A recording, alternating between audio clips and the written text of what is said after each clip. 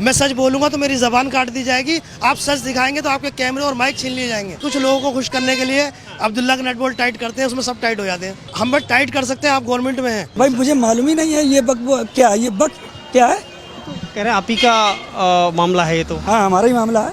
आप तो मुसलमान हैं। हाँ, अरे हाँ मुसलमान है। तो मुसलमान को भी वक्फ के बारे में नहीं पता तो विरोध किस बात? सारी जो विरोध कर रहे हैं उनसे आप मालूम करो। अच्छा, आप विरोध नहीं कर रहे हैं? नहीं हमें तो पता ही नहीं है कि आप क्या सवाल कर रहे हैं। ये जो भाई मुझे मालूम ही नहीं वक्फ है। बोर्ड के बारे में कोई हिंदू बताएगा या मुस्लिम बताएगा? अरे मुझे नहीं मालूम। देखिए, वक्फ बोर्ड में अब हमारे यहाँ मस्जिद कम पड़ जा रही है। ये छोटी सी मस्जिद है, ये भी कम पड़ जा रही है। इसमें 3-3 4-4 जमातें होती हैं, तो ये हमारे गरीबों को फ़ायदा ही है। अगर वक्फ बोर्ड की ज़मीन और बढ़ जाए तो हम तो ये चाह रहे हैं ना, बहुत बड़ी हो जाए मस्जिद। 70 सालों से 75 सालों से वक्फ बोर्ड चला आ रहा है। ये गलतियां हैं वक्फ बोर्ड वालों की। और भी तो है, सिख ईसाई हैं, वो अपनी अपनी संस्थाएं चलाते हैं। तो हमारे वक्फ बोर्ड में आप लोग क्यों घुस रहे हैं? गैरों का क्या काम है? ये सरकार मुसलमान हित के लिए सारी चीज़ सोच रही है। 3 तलाक अपनी घरवाली क्यों दे रहे हैं? ये मुसलमानों के हित में है। हमारी औरतें बुर्का पहन के ना जाएं, ये इनके हित में है। हम नमाज रोड पे ना पढ़ें, वो हमारे हित में। हमारी रजा, ये सारा हित हमारे लिए ही हो गया क्या? पास हो गया है, तो इस पर आप क्या कहेंगे? जी सर, इस पर क्या कहेंगे आप? नहीं, कुछ नहीं कहना। अब तो गवर्नमेंट के ऊपर जब सारी सीटें उनकी तरफ है, विपक्ष कमजोर हो तो जाए, कुछ भी बना लो आप। नहीं, आप उस कानून को मानेंगे नहीं मानेंगे? कानून के खिलाफ हम जाएंगे, हाई कोर्ट जाएंगे, सुप्रीम कोर्ट जाएंगे, देखेंगे क्या होता है, उसके खिलाफ प्रदर्शन करेंगे, गवर्नमेंट मानेगी। जियाउर रहमान वर्क जो हैं संभल के सांसद हैं, वो कह रहे हैं सड़कों पर उतरना होगा, लेकिन हम विरोध करेंगे। अब विरोध तो करा जाता है। जो चीज़ समझ में नहीं आएगी इंसान के, वो यही नहीं। महात्मा गांधी ने विरोध नहीं करा। एक नमक लेने के लिए कहाँ तक गए वो? आंदोलन किया। आंदोलन किया तो आंदोलन करेंगे, गवर्नमेंट को मानना पड़ेगा। समझेगी क्यों नहीं समझेगी? कोई एक आध आदमी का मसला नहीं है ना। 30 करोड़ 25-30 करोड़ आदमी जब एक बात को कहेंगे तो गवर्नमेंट समझेगी। ऐसी बात नहीं है, समझदार है, उन्होंने कर दिया तो मानेंगे भी। सरकार का कहना है कि ये मुसलमानों के हित में है, गरीब, खासतौर पर गरीब मुसलमानों के हित में है। अच्छा, सिर्फ ये सरकार मुसलमान हित के लिए सारी चीज़ सोच रही है। 3 तलाक अपनी घरवाली क्यों दे रहे हैं? ये मुसलमानों के हित में है। हमारी औरतें बुर्का पहन के ना जाएं, ये इनके हित में है। हम नमाज रोड पे ना पढ़ें, वो हमारे हित में। हमारी रजा, ये सारा हित हमारे लिए ही हो गया क्या? ये तो पूरे देश के प्रधानमंत्री हैं, सबके हैं, हिंदू मुस्लिम सिख ईसाई। या सिर्फ मुसलमानों के रह गए प्रधानमंत्री जी? हमारे मान्यवर हमारे प्रधानमंत्री मोदी जी सिर्फ मुसलमानों के हित के बारे में सोच रहे हैं, औरों के बारे में भी सोचें। बहुत कुछ हो रहा है देश में। मणिपुर में क्या हो रहा है, वहाँ के लिए भी कुछ बोलें।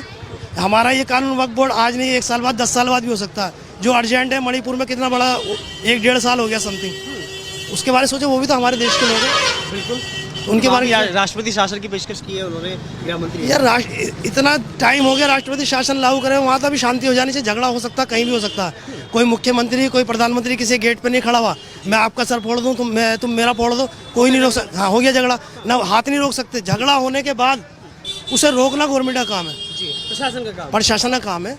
वो नहीं हो पा रहा। ये वक्फ बोर्ड क्या है और क्या है? ये रोडों पे नमाज क्यों पढ़ रहे हैं? ये अपनी औरतों को तलाक क्यों दे रहे हैं? ये मस्जिदों की छत पे नमाज क्यों पढ़ रहे हैं? क्या मसले हैं? ये देश को कहाँ लेके जा रहे हैं, मेरी समझ में नहीं आ रहा। ये 70 सालों से 75 सालों से वक्फ बोर्ड चला आ रहा है। ये गलतियाँ हैं वक्फ बोर्ड वालों की। गलती मानेंगे हम अपनी। हमारे ये हिंदुस्तान में क्या चाहिए, ये बताओ ना। हिंदुस्तान के अंदर क्या चाहिए? खामोशी, शांति चाहिए, भाईपंथी चाहिए, और कुछ नहीं चाहिए। एक दूसरे के साथ में भाईपंथी चाहिए। हिंदू हो, धर्म हो, कुछ भी हो, हम एक दूसरे के भाई हैं। सुख हो, हिंदू हो या मुसलमान हो, कोई भी हो, एक दूसरे के भाई हैं। बन के रहेंगे ऐसे, चाहे कोई भी कट्टर हो या बेकार हो, कुछ भी हो, एक दूसरे का साथ देने वाले बनने चाहिए बस। भाईचारा क्या सरकार बिगाड़ रही है? वो तो ये सिर्फ भाईजान बता सकते हैं, आप समझ सकते हैं, मीडिया वाले आप समझ सकते हो इस बात को। हमारा कहना इतना, सिर्फ हिंदुस्तान के अंदर जब हम रह रहे हैं तो भाईपंथी चाहिए ना। हिंदुस्तान के अंदर ना मुसलमान चाहिए ना हिंदू चाहिए, सारे भाईपंथी चाहिए। बस यही कहना हमारा, भाईचारा होना चाहिए। बस ये कहना मेरा इतना, बस आज के लिए इतनी बात। शांति की अपील कर रहे हैं। वक्फ बोर्ड के लिए गलती तो रही है, बड़ों की गलती रहेगी। किस तरह की गलती रही? ध्यान नहीं दिया वक्फ बोर्ड की तरफ। इतनी करोड़ों अरबों रुपए की जमीनें पड़ी हुई थी, उन्हें ऐसे ही पड़ा रहने दिया, उसकी तरफ ध्यान नहीं दिया बिल्कुल। तो गवर्नमेंट क्या, कोई भी होगा नजर जाएगी उसकी तरफ। पहले ध्यान नहीं दिया, लेकिन अब ये है कि चलो करा है, अब ध्यान दिया जाएगा आगे।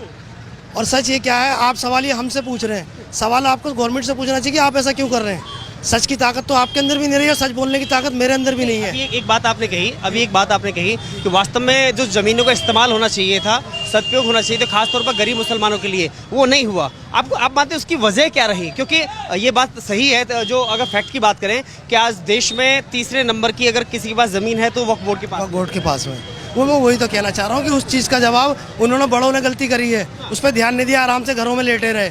हम उन्होंने देखा हमारी ज़मीन कहाँ पर है कहाँ पर नहीं है। लेकिन ये चीज़ आप गवर्नमेंट से भी तो पूछ सकते हैं सवाल कि इतने दिनों से तुम कहाँ सो रहे थे। ना तो सच दिखाने की ताकत आप में है, ना सच बोलने की ताकत मुझ में है। मैं सच बोलूँगा तो मेरी ज़बान काट दी जाएगी, आप सच दिखाएंगे तो आपके कैमरे और माइक छीन लिए जाएंगे। समझ रहे हो बात? तानाशाही तो नहीं है। मीडिया को देख लीजिए ना, आप तो छोटे मीडिया वाले हैं, नेशनल मीडिया वाले। अभी कोई कांड हो जाता है, अगर कोई दाढ़ी टोपी वाला कर देता है तो वो सुबह से शाम तक चिल्लाते रहेंगे। आप न्यूज़ करें, बोले आप 5वां स्तंभ में, 4था स्तंभ है, आप हिंदुस्तान का 4था स्तंभ है, उसे कायम बना के रखिए। आप सच दिखाओ, आप सच दिखाने की ताकत रखेंगे तो हम भी सच बोलने की हिम्मत रखेंगे। अभी थोड़ा सा देखिए, आप मुस्लिम कम्युनिटी से आते हैं और आपसे बात करना इसलिए ज़रूरी है कि आप अगर बेहतर बताएं कि वक्फ बोर्ड बिल अगर लाया गया है, संशोधन बिल लाया गया है, तो उसमें आपको ऐसा क्या गलत लगता है कि जो नहीं लाना चाहिए था? देखो, क्या बिंदु गलत लगता है? मैं कोई एडवोकेट तो हूँ नहीं जो मैंने उसे पूरा पढ़ा है। हमारे बड़ों ने जो पूरा पढ़ा है उन्होंने इसका विरोध किया। वो भी इतने खाली नहीं बैठे हुए हैं कि बिना मतलब में विरोध करेंगे। अच्छी चीज़ दी जाएगी तो उसका इस्तकबाल करेंगे, उसका वेलकम करेंगे। मैंने पूरा नहीं पढ़ा है, उन्होंने पढ़ा है, उन्होंने वो कर रहे हैं। हमारे बड़े बुजुर्ग हैं, वो कह रहे हैं हमें उनके समर्थन में चलना पड़ेगा। ये समझ में आता है, लेकिन आप क्या मानते हैं कि वक्फ बोर्ड से मुसलमानों को क्या क्या लाभ हुआ है? खासतौर पर अगर मैं आपकी बात करूँ तो आपको क्या लाभ हुआ है? जितना होना चाहिए था, जैसे कोई चीज़ 100% होती है, 20% ही लाभ हुआ, ऐसी बात नहीं है। मदरसे चल रहे हैं, संस्थाएं चल रही हैं, लेकिन जिस तरीके से हमारी इतनी बड़ी प्रॉपर्टी थी, बहुत कुछ हो सकता था। इन प्रॉपर्टियों में बड़े स्कूल, कॉलेज, हॉस्पिटल सब खुल सकते थे और वो सभी के काम आते, किसी एक के काम नहीं आते। हिंदू, मुस्लिम, सिख, ईसाई, बीमार तो कोई भी हो सकता, तो वो सब कॉलेज में सभी लोग पढ़ते हैं। तो उन लोगों ने ध्यान नहीं दिया, आपने ऐशो आराम में पड़े रहे घरों में। अब गवर्नमेंट शिकंजे टाइट कर रही है, सुधार आएगा। कहीं लगता है कि कुछ चुनिंदा लोगों का ही वक्फ बोर्ड पर आज तक कब्जा रहा है।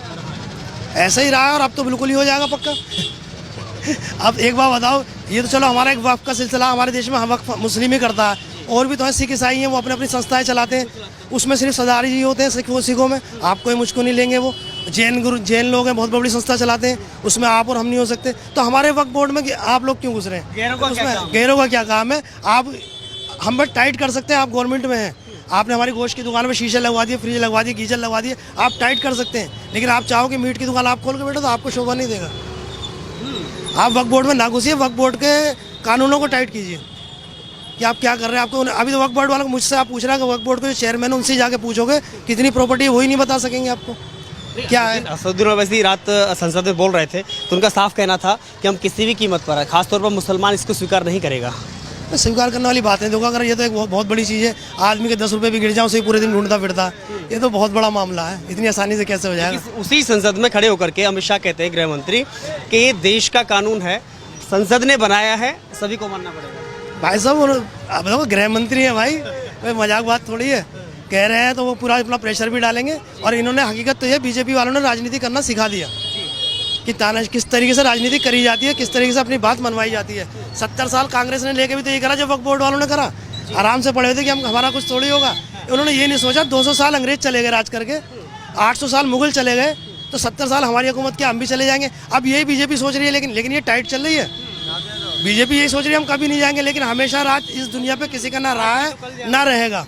तो बस यही कहना चाहेंगे, आज इनका दौर है, ये चला रहे हैं, कल दूसरे आएंगे वो चलाएंगे। दूसरा दौर आएगा तो क्या होगा भाई? वो अपनी चलाएंगे। अब जरूरी थोड़ी है हम ही आए, हो सकता है किसी बाहर देश का कब्जा हो जाए। आपका दौर चल रहा है, नहीं चल रहा है? हमारा जब तक जी रहे हैं सही है, बढ़िया है। लेकिन ये है कि कुछ ना कुछ अटकलें करते रहते हैं, कुछ लोगों को खुश करने के लिए। अब्दुल्ला का नट बोल्ट टाइट करते हैं, उसमें सब टाइट हो जाते हैं। वही वाली कहानी और कुछ नहीं है।